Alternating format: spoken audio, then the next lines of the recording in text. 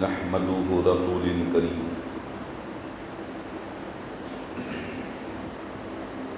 اما بعد وقال النبی صلی اللہ علیہ وسلم اللهم اغفر لي ذنبي ووسع لي في داري وبارك لي في رزقي او كما قال علیہ الصلوۃ والسلام۔ میرا عزیز مسلمانوں، آپ حضرات کے سامنے وضو کے درمیان کی ایک دعا پڑھی۔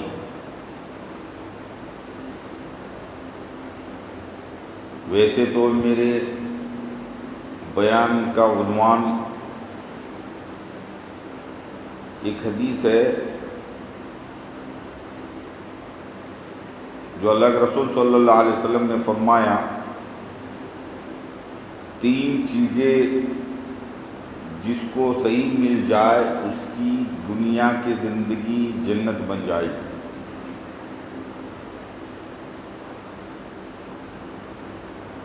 تین چیزیں ملنا بھی ضروری ہے اور اس کا صحیح ملنا بھی ضروری ہے۔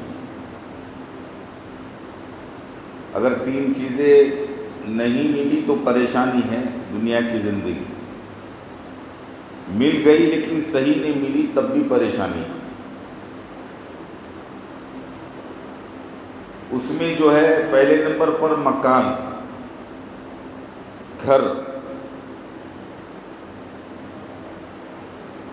صحیح گھر کا بننا، صحیح گھر کا ملنا جس میں سہولتیں پورے ہو، اس لیے کہ موت تک آدمی اس میں رہنے والا ہو، تو گھر کا صحیح ملنا ضروری ہے۔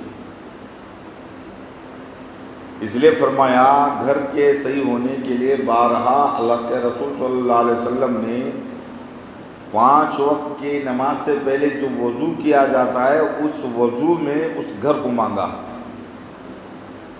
کنیکشن کیسا ہے دیکھو، ہم آئے تھے عبادت کے لیے، لیکن اس عبادت کے لیے جو وضو کیا جاتا ہے اس وضو کے درمیان جو دعا پڑھی جاتی ہے اس دعا میں اللہ تبارک و تعالیٰ نے گھر کو پانے کی دعا، اس میں 3 چیزیں مانگی گئی ہیں۔ اللہم اغفر لی ذنبی ووسع لی فی داری وبارک لی فی رزقی۔ اصل مسئلہ ان 3 چیزوں کا ہی ہے۔ ان 3 چیزوں کو حاصل کرنے کے لیے ہی آدمی کبھی وطن کو چھوڑ رہا ہے، کبھی اپنوں کو چھوڑ رہا ہے، کبھی دین کو چھوڑ رہا ہے، کبھی 2 نمبری کر رہا ہے، کبھی جو ہے وہ کیا کچھ کر رہا ہے۔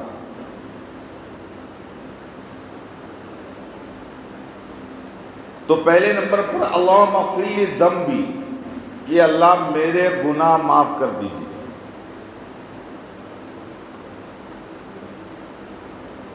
ہم وضو کرتے ہیں لیکن جو ہے وضو میں جو باتیں اس کی رعایت کرتے ہوئے اگر وضو کریں گے انشاءاللہ اس دعا کی بڑی برکتیں ہیں۔ اس کا تجربہ میں نے الحمدللہ کیا۔ تو فرماتے ہیں سب سے پہلے جو ہے گناہ معاف ہوتے ہیں۔ وضو کے ذریعے سے جتنی بھی چھوٹے گناہ ہیں وہ سب معاف ہوتے ہیں۔ ابو حنیفہ رحمۃ اللہ علیہ کو اللہ تبارک و تعالیٰ نے یہ ملکہ عطا فرمایا تھا، ایک وصف عطا فرمایا تھا، لوگوں کے گناہ نظر آتے تھے ان کو۔ جب آدمی وضو کرتا تھا تو لوگوں کے جو گناہ ہیں وہ گناہ بہتے ہوئے نظر آتے تھے۔ حضرت ابو حنیفہ رحمۃ اللہ علیہ جو ہے دعا فرمائی کہ اللہ مجھے یہ جو ہے گناہ نظر نہ آئے، اس لیے کہ جس کے گناہ نظر آئیں گے میرے نظر میں وہ گر جا رہا ہے، اس کے بارے میں میرے دل میں کوئی غلط خیال، کوئی اس کی برائی نہ آئے۔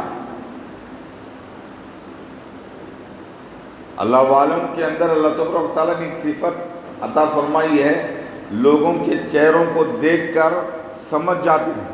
خانقاہ میں بیٹھے ہوئے بزرگ وہ سمجھتے ہیں کہ اس کی آنکھیں زنا کر کے آئی ہے، اس کی زبان جھوٹ بول کر آئی ہے، یہ غیبت کر کر آئی ہے، یہ اللہ والوں کو خبر ہو جاتی ہے۔ تو وضو کے درمیان میں سب سے پہلی چیز کیا مانگی جاتی ہے کہ بھائی ہمارے گناہ معاف ہو۔ فرماتے ہیں آدمی بغیر گناہ کے اس دنیا سے جائے گا تو اس کا بدن کبھی پھٹے گا نہیں، مٹی نہیں ہوگا۔ کوئی چیز پھٹتی اس وقت ہے جب اس کے ساتھ کوئی دوسری چیز ملتی ہے، یعنی وہ چیز اس وقت خراب ہوتی ہے جب اس کے ساتھ کوئی دوسری چیز مل جائے۔ شکر نہیں خراب ہوتا، ہر وقت رکھیں گے شکر اچھا ہوگا، لیکن اگر اس شکر کو پانی کے ساتھ، دودھ کے ساتھ یا کسی چائے پتی کے ساتھ ملائیں گے، پھر دوسرے دن وہی چائے پینے کے قابل نہیں رہتی۔ کیوں؟ اس لیے کہ خالص شکر نہیں رہی، خالص چائے پتی نہیں رہی، خالص جو ہے شکر نہ رہنے کی وجہ سے اب اس کے اندر کوئی چیز دوسری مل گئی جس کی وجہ سے وہ چیز خراب ہو گئی۔ اسی طرح شہد ہے، شہد جو ہے خالص شہد جو خراب نہیں ہوتی، اگر اس کے ساتھ کوئی دوسری چیز مل گئی تو پھر شہد خراب ہو جاتا ہے۔ تو میرے بھائی بزرگوں دوستوں، جب آدمی گناہوں سے پاک ہو کر ایک بھی گناہ نہ ہو، اس طرح اس دنیا سے آدمی جب جاتا ہے تو اس کی لاش کو مٹی نہیں کھاتی، اس کی لاش ہمیشہ اسی تر و تازہ رہتی ہے۔ بہت سے ایسے واقعات کتابوں میں آپ کو ملیں گے کہ 100 سال کے بعد میں ان کی قبروں کو اکھاڑا گیا تو ان کی لاشیں تر و تازہ تھیں۔ آج بھی وہ چیزیں اخباروں کے ذریعے سے خبر میں آتی، سننے میں آ رہی ہے کہ قبر کو کتنے سال گزر گئے، لیکن جب قبر کھودی گئی تو پھر اس میں کی جو لاش تھی وہ تر و تازہ تھی۔ بہت سے ایسے واقعات ملیں گے آپ۔ حضرت حنظلہ رضی اللہ تعالیٰ عنہ کی لاش، ان کی قبر کھودی گئی، جب ان کے قبر میں پانی آ رہا تھا، لوگوں کے خواب میں آ کر کچھ باتیں الہام ہو رہی تھی، لوگوں نے خواب کی تعبیر پوچھی تو علماء نے بتایا بھائی حضرت حنظلہ کی قبر کو کھودی جائے، اس کی تعبیر پتہ نہیں چل رہا۔ تو پھر جب قبر کھودی گئی تو حضرت حنظلہ رضی اللہ تعالیٰ عنہ کے قبر کے اندر سے پانی جا رہا تھا۔ حضرت حنظلہ رضی اللہ تعالیٰ عنہ خواب میں آ کر فرما رہے تھے میرے اندر پانی آ گیا، مجھے دوسری جگہ منتقل کر دو۔ فرماتے ہیں کتنے سال ہو گئے گزر کر، جب جو ہے اس ایک قریبی زمانے میں جو ہے ٹیلی ویژن کا زمانہ اس وقت آ چکا تھا، اس وقت جو ان کی لاش کو نکال کر دوبارہ جنازہ نماز پڑھ کر جو ہے دفن کیا گیا۔ فرماتے ہیں آپ کے چہرے پر وہ تازگی تھی، آپ کے بدن پر وہ خون کے قطرے بھی تازہ تھے، وہ پانی کے قطرے بھی تازہ تھے، وہ کفن کا کپڑا بھی ایک دم تازہ تھا۔ تو بات خلاصے کی یہ ہے، جب آدمی گناہوں سے پاک ہو کر اس دنیا سے جانے کی کوشش کرتا ہے تو اللہ تبارک و تعالیٰ اس کی لاش کو مٹی کے حوالے یا زمین کے کیڑے کے حوالے نہیں کریں گے، اس کی حفاظت کریں گے۔ تو میرے بھائی دوستوں، تو دین، ہمارا دین کا ہر کام یہی مقصد ہے کہ اس کے گناہ دھل جائے، پاک و شفاف یہ بن جائے، اس حالت میں اللہ کے پاس جائے کہ اس کے پاس کوئی گناہ نہ ہو، کوئی جو ہے ایسا سبب نہ ہو جو اللہ اسے دور کر دے۔ تو سب سے پہلے آدمی 5 مرتبہ یہ دعا کر رہا ہے وضو کرتے وقت، اللہم اغفر لی ذنبی، کہ اللہ میرے گناہوں کو معاف کر دے، میری مغفرت کر دے۔ کیا اس کی دعا اللہ تعالیٰ رد کریں گے؟ ایک تو خود عملی طور پر اب یاد رکھ لے، کسی چیز کو عملی طور پر کسی چیز کو کہے اور کرے، اس چیز میں اللہ تعالیٰ برکت عطا فرماتے ہیں، اس چیز کو بڑھاتے ہیں۔ میں ایک مثال دے دوں آپ کو، دعوت و تبلیغ کا کام پوری دنیا میں پھیلا ہوا ہے، پوری دنیا میں پھیلا ہوا ہے، کوئی ایسا کونا نہیں ہے، کوئی ایسا شہر نہیں ہے جس میں کام نہ ہو رہا ہو، نبی کا کام نہ ہو رہا ہو۔ کیا بھائی، ایک مدرسہ چلنے کے لیے کتنے جھگڑے ہوتے ہیں، کتنے مسئلے ہوتے ہیں، کتنے انتشار ہوتے ہیں، کتنے دشمن ہوتے ہیں، یہ پوری دنیا میں پھیلا ہوا کام اس میں نہ کوئی جھگڑا، کوئی مسئلہ، کوئی کچھ بھی نہیں ہے، کوئی منشی نہیں ہے، کوئی بینک بیلنس نہیں ہے، کوئی جو ہے اکاؤنٹر نہیں ہے، کوئی مینیجر نہیں ہے، کوئی سسٹم بنانے والا، کوئی محتمم نہیں ہے، پرنسپل نہیں ہے، پھر یہ سسٹم کیسا چلا؟ فرماتے ہیں اس وجہ سے اللہ تعالیٰ اس کام کو چلائے کہ دعوت کے کام میں ایک نظام ہے، جس چیز کو کہہ رہے ہیں اس چیز کو فوراً کیا جاتا ہے، جس چیز کو کرنے سے پہلے اس کا مشورہ ہوتا ہے، فوراً اس کے بعد میں اس پر عمل ہوتا ہے۔ کھانے کے آداب، کھانے سے پہلے کھانے کے آداب بتائے جاتے ہیں، پھر کھانا اسی سسٹم سے ہوتا ہے۔ سونے سے پہلے سونے کے آداب بتائے جاتے ہیں، پھر سونے کا سسٹم اسی طور پر ہوتا ہے۔ تو کہنے کا منشا یہ ہے، جو چیز کہہ رہے ہیں اس کے بعد فوراً کرنے سے اس چیز کو اللہ چلاتے ہیں، اس کی مدد فرماتے ہیں۔ تو آدمی وضو کرتے وقت یہ کہہ رہا اللہم اغفر لی ذنبی، یا اللہ میرے مغفرت فرما دے، میرے گناہوں کو پاک کر دے، ساتھ میں وضو بھی کر رہا ہے، ساتھ میں اپنے اعضاء کو دھو رہا ہے، اپنے گندگی کو دھو رہا ہے۔ یہ گندگی دل کی گندگی ہے، یہ گندگی جسم کی ہے، دونوں ناپاک چیزیں ہیں۔ بلکہ بدن کے گندگی سے بدترین چیز دل کی گندگی ہے۔ جو اللہ کے علاوہ کسی سے دھڑکے، جو اللہ کے علاوہ کسی کو یاد کرے، وہ دل کی گندگی۔ تو میرے بھائی بزرگوں دوستوں، تو یہ تمام چیزیں جو ہے یہ گناہوں سے پاکی کی علامت ہے۔ تھوڑا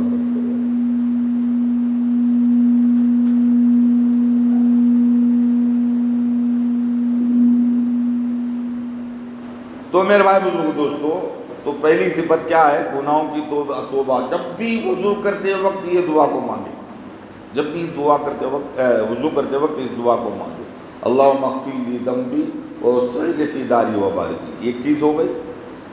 دوسرے نمبر پر فرمایا وضو کے دعا میں کہ اللہ میرے گھر میں وسعت عطا فرما دے، میرے گھر کو وسیع عطا فرما دے، بڑا عطا فرما دے۔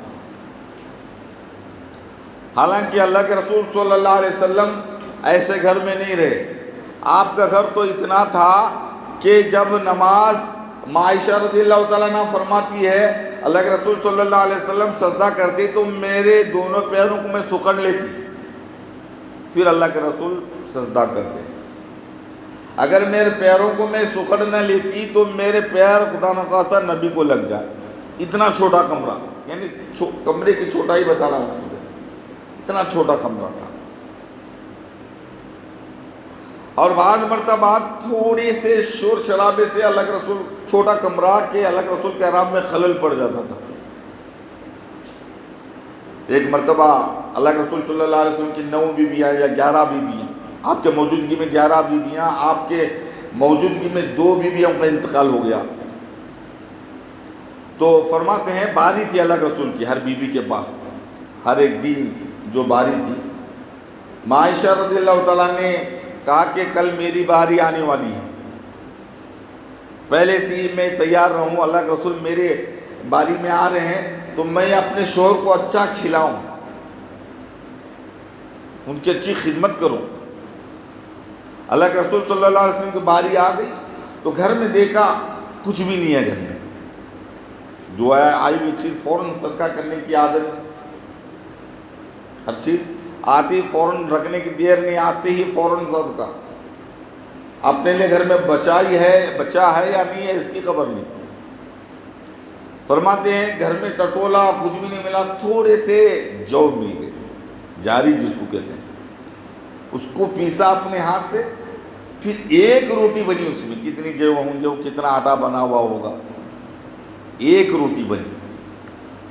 اللہ کے رسول صلی اللہ علیہ وسلم کو کھلانے کے لیے ایک روٹی، گویا وہ سب سے بہترین کھانا نبی کا آج۔ جب بیوی کہہ رہی ہے کہ میں بہترین کھانا میرے نبی کو کھلاؤں اور وہ بنا رہی ہے، صرف ایک روٹی بن گئی اور وہ جو ہے سب سے بہترین کھانا ہے، روٹی بن گئی اللہ کے رسول صلی اللہ علیہ وسلم اتنا کام کرنے کے اندر گھر آ چکے تھے اور آپ آرام کرنے کے لیے لیٹ گئے تو آپ کو نیند لگ گئی. میں روٹی بنا کر رکھی ہوئی تھی, اللہ کے رسول جاگیں گے, بیدار ہوں گے تو میں یہ روٹی کھلاؤں اللہ کے رسول کو. فرماتے ہیں اتنے میں پڑوسیوں کی ایک بکری آئی, آ کر وہ روٹی لے کر گئی, اور میں دیکھ رہی ہوں وہ روٹی لے کر جا رہی ہے, اور میں آواز کروں گی تو نبی کی نیند میں خلل ہوگی. اتنا چھوٹا کمرہ, اگر میں زور سے دوڑوں گی تو کہیں نبی کو دھکے نہ لگ جائے. خاموش دل پر آرے چل رہے ہیں, صدمہ اتنا زور سے, بڑے ارمانوں سے ایک روٹی بنائی ہوئی تھی, وہ روٹی میرے آنکھوں کے سامنے بکری پڑوس کی لے جا رہی ہے اور میں کچھ نہیں کر رہی ہوں, اور لے کر گئی وہ بات. اتنے میں اللہ کے رسول بیدار ہو گئے, تو جیسے ہی آپ بیدار ہو گئے آپ تو میں بھڑبڑا کر تیزی کے ساتھ بھاگ دوڑی, اور میں جا کر دیکھنے لگی کہیں وہ بکری نظر آ جائے تو میں اس کے منہ میں سے روٹی چھین لوں. تیزی سب جانے کے بعد میں اللہ کے رسول نے پوچھا, کیا عائشہ کیا بات ہے, اتنی تیزی کے ساتھ گئے آپ؟ اللہ کے رسول کیا بتاؤں, آپ کو میں ایک اچھی چیز بنا کر کھلانے کی تمنا سے ایک روٹی بنائی ہوئی تھی, اور اس کو کھلانے کے آپ کے نیند سے بیدار ہونے کا انتظار کر رہی تھی. پڑوس کی بکری آ کر جو ہے وہ روٹی اٹھا کر لے گئی, اور میں روکنا چاہوں تو بھی نہیں روک سکی, کہیں آپ کی نیند میں خلل نہ آ جائے. میرے بھائی بزرگوں دوستو, تو بتائے وہ کمرہ کتنا چھوٹا ہوگا, لیکن اس کے باوجود بھی اپنے امت کے لیے ایسا پسند نہیں فرمایا. کیا فرمایا؟ ہر وقت دن میں 5 مرتبہ مانگنے کی وصیت فرمائی. وَسِعْلِ فِي دَارِي کی دعا مانگی آپ, میرا گھر بہت بڑا ہو, کوئی دقت اس میں نہ ہو, کوئی تکلیف اس میں نہ ہو, مہمان خانہ بھی ہو, اس میں آرام کرنے کی جگہ بھی ہو, اس میں کمرے بھی ہو, آرام کرنے کی جتنے آسائش ہو وہ سب اس میں موجود ہو. اللہم اغفر لی ذنبی ووسع لی فی داری. بہترین گھر بنانا رنگ و روغن کے اعتبار سے یہ فضولیات میں سے, ڈیزائن بنانا, اس میں اس طرح شکلیں ہونا, اس کا چھت اس طرح خوبصورت ہونا, جگماتے لائٹ لگنا, یہ سب قیامت کی علامتیں ہیں. قیامت کے قریب ایسے گھر بنیں گے کہ لوگ صرف گھر دیکھنے کے لیے جو ہے پیسہ خرچ کریں گے.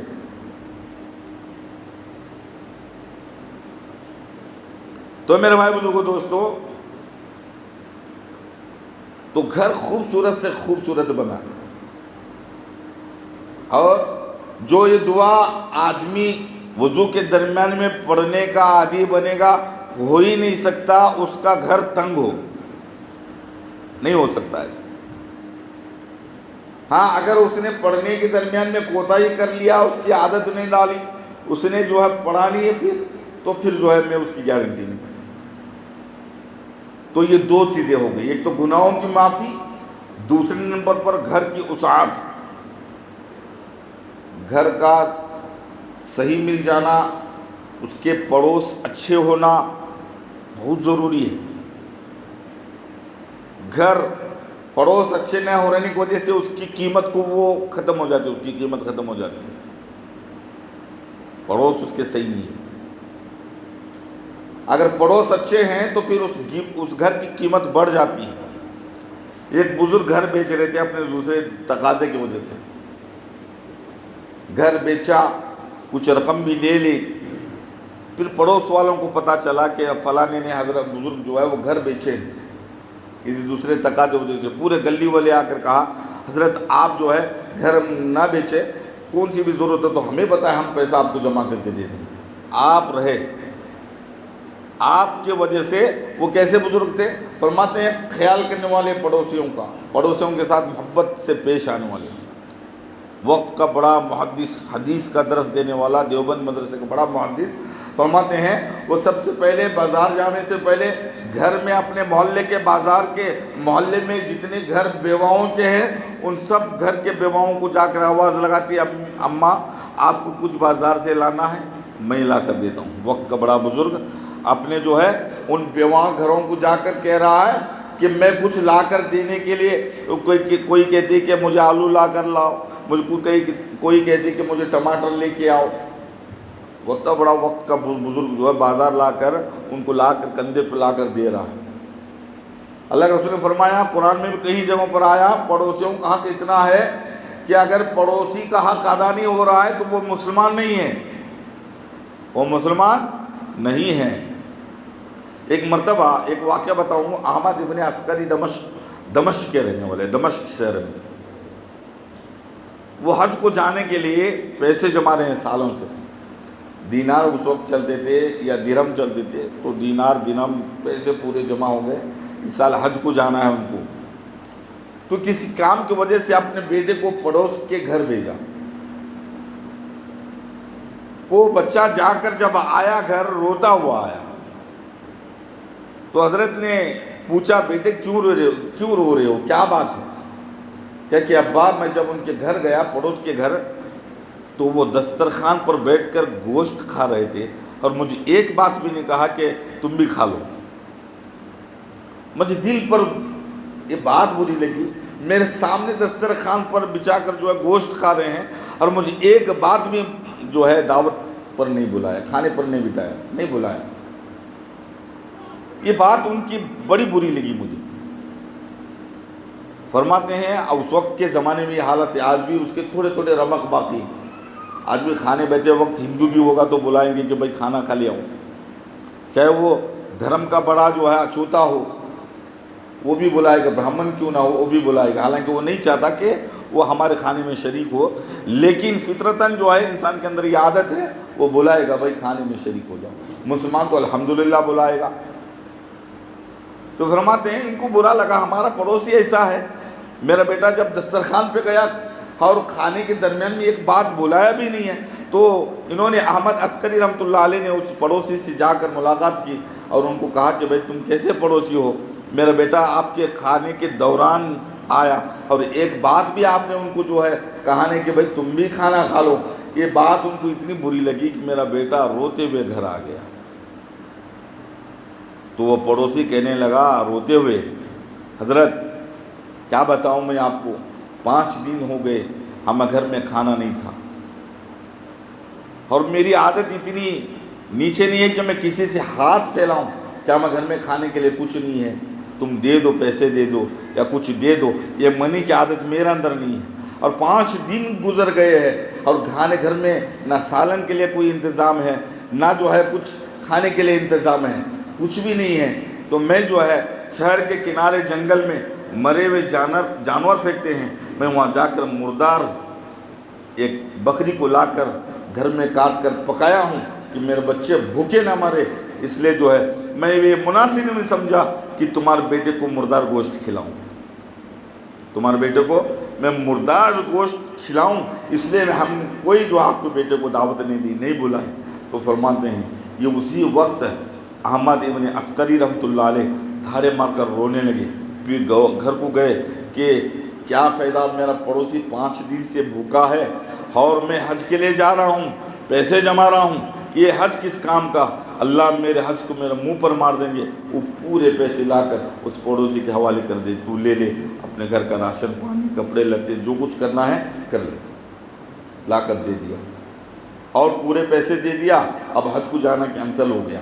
یہ اس وقت کا زمانے کے آدمی تھے، ذنون مصری رحمۃ اللہ علیہ، بڑے بزرگ ہیں، اس وقت وہ حج کر گئے ہوئے تھے اس سال، ان کا تو حج کا جانا کینسل ہو گیا، پیسے ان پورے دے دیے۔